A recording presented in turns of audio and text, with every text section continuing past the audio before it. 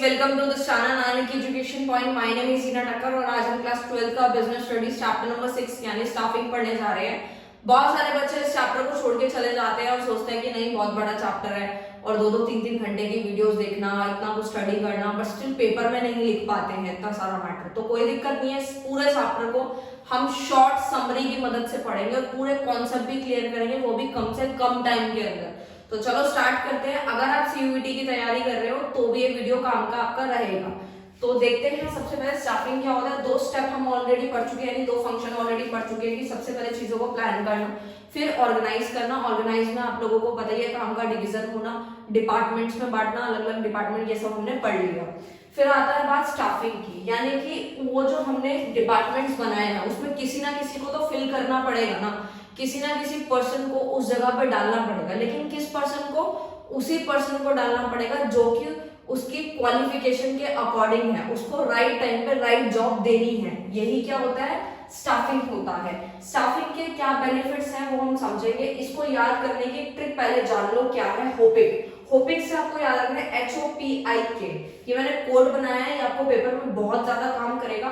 H मतलब है help in competing, O से मतलब है optimum utilisation of resources, P से मतलब placing right person at the right job, I से मतलब है improve job satisfaction and moral of employees, and K से मतलब है key to effectiveness of other function. तो सबसे पहले समझते हैं हेल्प इन। बात आता है हेल्प इन कम्पीटिंग। इसका मतलब क्या है? इसका मतलब ये हुआ कि ऑर्गेनाइजेशन तो बहुत सारी है, काम भी कर रहे हैं, एम्प्लॉयज भी वहां पे हैं, बट जीतता कौन है?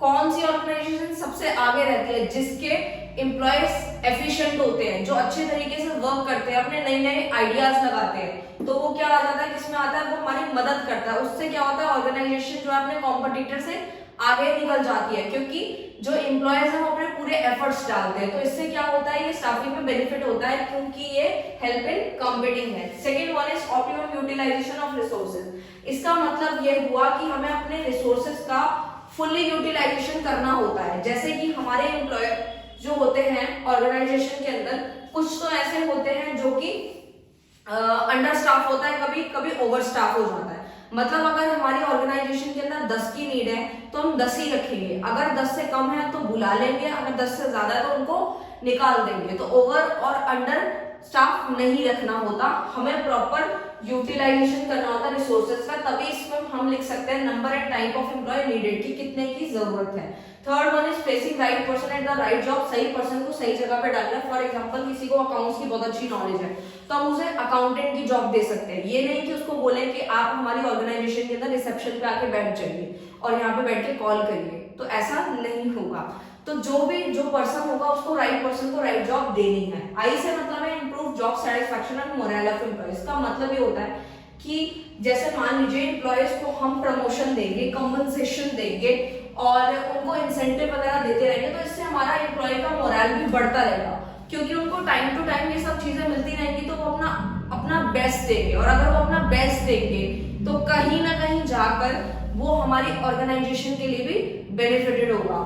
Next one is key to effectiveness of other function. इसका मतलब ये हुआ कि स्टाफिंग के बिना, अगर स्टाफिंग जो है ना वो एक चाबी है किसके लिए? अदर फंक्शंस की। अगर स्टाफिंग ढंग से नहीं हुआ, अगर हमने गलत पर्सन को गलत प्लेस पे बिठा दिया तो सारा का सारा काम खराब हो जाएगा और आगे भी ढंग से काम नहीं हो पाएगा। आई होप आपको क्लियर है। नेक्स्ट है staffing process which is very very important. इसको याद रखने का मैंने ट्रिक बनाया, mister suit, MRSOT।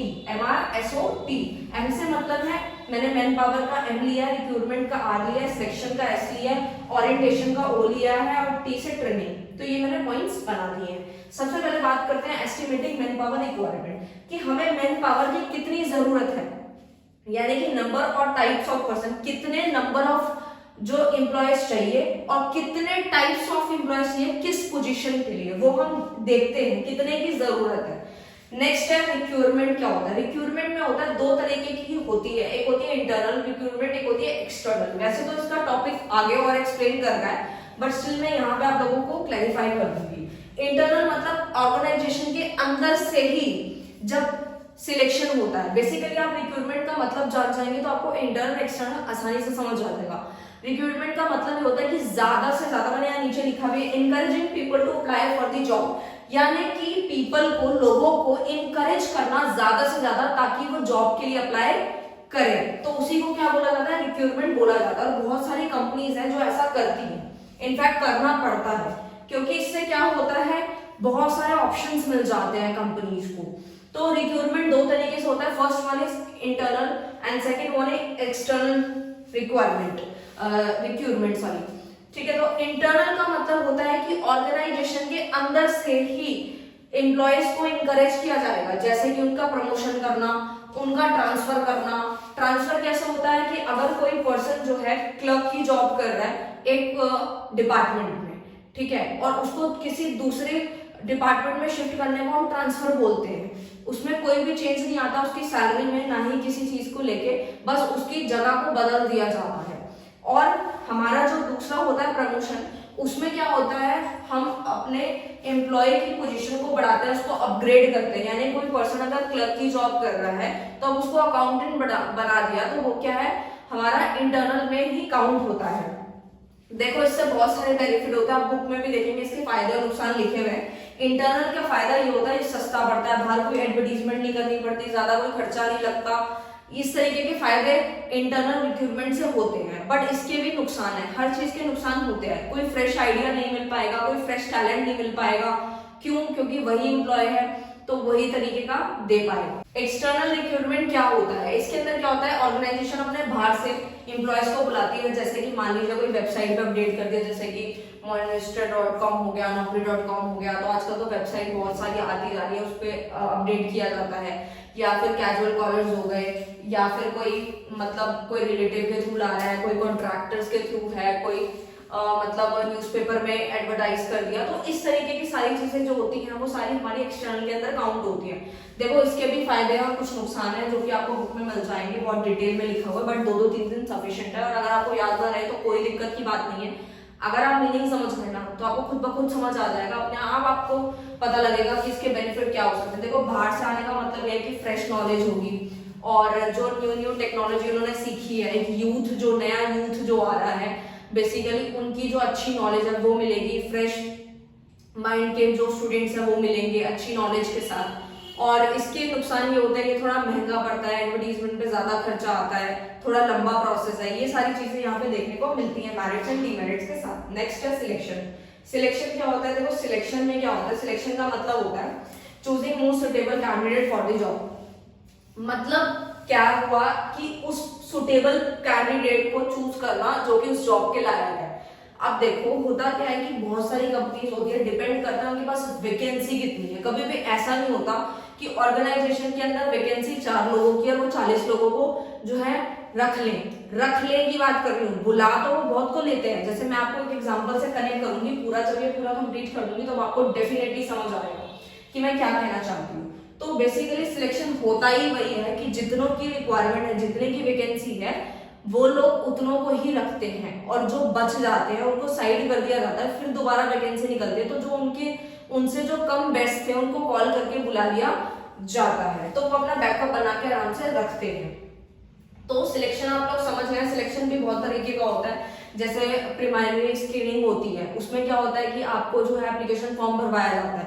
Application form में क्या होता है बेसिकली कि बहुत सारे लोग फॉर्म भरते हैं, वहीं पे वो लोग अपना जज कर लेते हैं, आधे लोगों को तो वहीं पे साइड कर दिया जाता है कि आप जो है एलिजिबल नहीं है, वटेवर, इस तरीके से।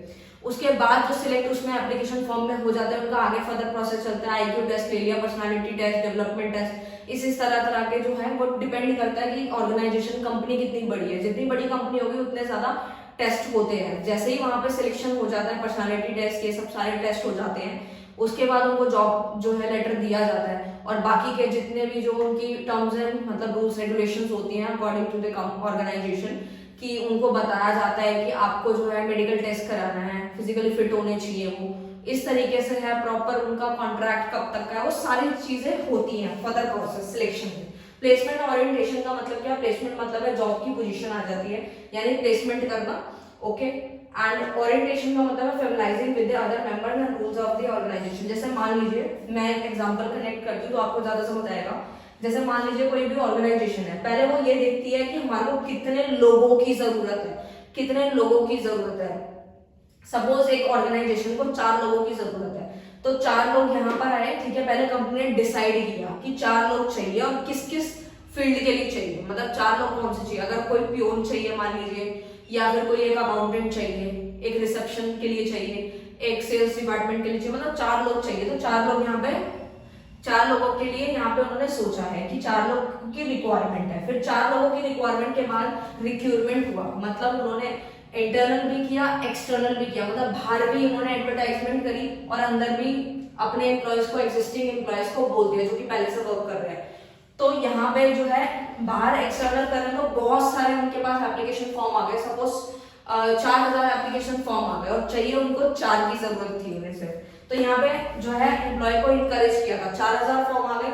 4000 फॉर्म आने के बाद उनमें से 4 का सिलेक्शन करना है।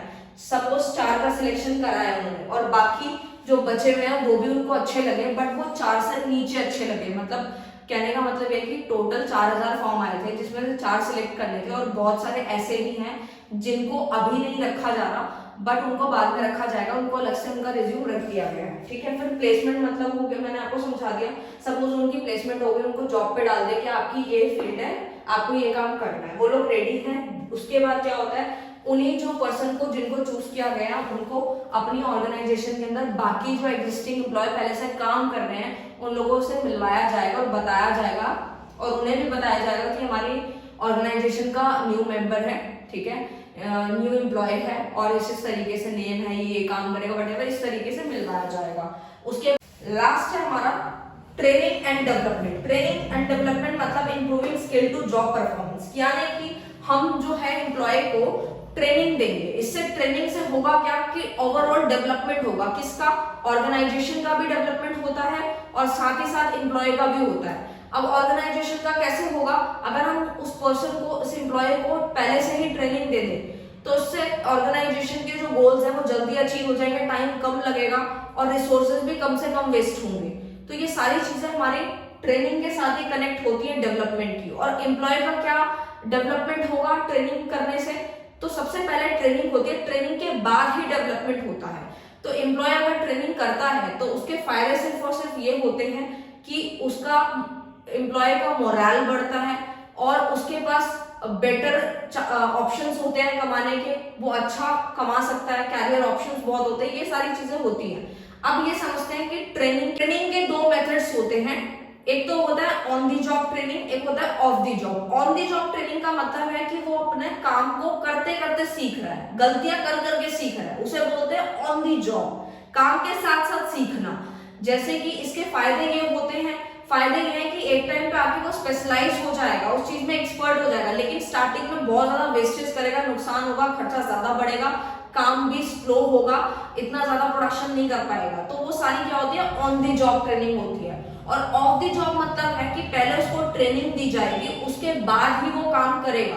तो इसके भी अपने मेथड्स होते हैं, जैसे कि ऑन दी जॉब ट्रेनिंग के 2-3 मेथड्स होते हैं। सबसे पहला होता है अप्रेंटिसशिप ट्रेनिंग। इसमें क्या होता है कि एक पर्सन होता है जो बिल्कुल स्किल्ड होता है, वो अपने से नीचे पर्सन को सिखाता है काम, तो उसे बोला जाता है अप्रेंटिसशिप ट्रेनिंग। जैसे आप देखते हैं कि सीए है या फिर कोई लॉयर है, वो अपने से नीचे लोगों को, आपने देखा होगा क्लास 12 पास करने के बाद काफी सारे स्टूडेंट्स जो है वो सीए के पास जाते हैं काम सीखने का, यानी जीएसटी कैसे फाइल होनी है या बहुत सारी चीजें सीखते रहते हैं। तो वो क्या है कि वो अपने से एक्सपर्ट से सीख रहे हैं, तो वो क्या है, अप्रेंटिसशिप ट्रेनिंग होती है। आप पार्लर्स वगैरह में भी देखते होंगे कि जो उनको काम सीखना होता है, आजकल मेकअप आर्टिस्ट का बहुत ज्यादा चल रहा है, वो भी आप देखते हैं कि अपने से एक्सपर्ट जाके, जो जितने भी एक्सपर्ट्स होती हैं मेकअप आर्टिस्ट वगैरह, उनके नीचे काम सीखा जाता है, वो सारे के सारे अप्रेंटिसशिप ट्रेनिंग के अंदर ही। और दूसरा मेथड क्या आता है ऑन दी जॉब का, वो होता है हमारा इंटर्नशिप। इंटर्नशिप में क्या होता है, जैसे कि इसमें प्रोफेशनल कोर्सेज जो होते हैं जैसे सीए,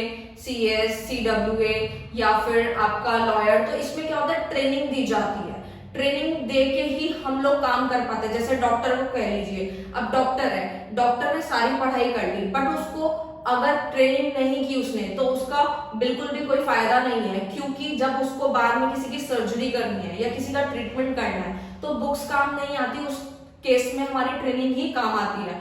और हमारी ऑफ द जॉब ट्रेनिंग का एक मेथड ये होता है, जैसे कि उसमें कौन सा मेथड आता है, वेस्टिब्यूल स्कूल आता है। वेस्टिब्यूल स्कूल में क्या होता है कि मशीनरी के जो मॉडल्स होते हैं ना, डमी मॉडल्स, वो तैयार किए जाते हैं और उस पर वर्कर को काम सिखाया जाता है, क्योंकि मशीनरीज आपको पता है कि प्रोडक्शन जो करती है वो बहुत महंगी आती है और नए नए एम्प्लॉयज को अगर हम बिठा देंगे तो सारे की सारी मशीन का बेड़ा गर्क कर देंगे। इसीलिए जो है डमी मॉडल्स तैयार किए जाते हैं। ये एक्सपेंसिव तो पड़ता है, बट क्या कर सकते हैं, इतना ज्यादा अगर हमने पहले ही उस वर्कर को उस मशीनरी पे बिठा दिया तो सारा का सारा काम खराब। इसीलिए डमी मॉडल्स तैयार करा जाता है, उसको उस पर पहले काम सिखाया जाता है, फिर ही उसको मशीनरी पे काम करने के लिए दिया जाता है। तो ये चैप्टर यहीं खत्म होता है। मैंने समरी की फॉर्म में हर एक टॉपिक कवर करने की कोशिश करी थी। अगर आपको वीडियो अच्छा लगे तो लाइक शेयर कमेंट कर दीजिएगा। Thank you so much.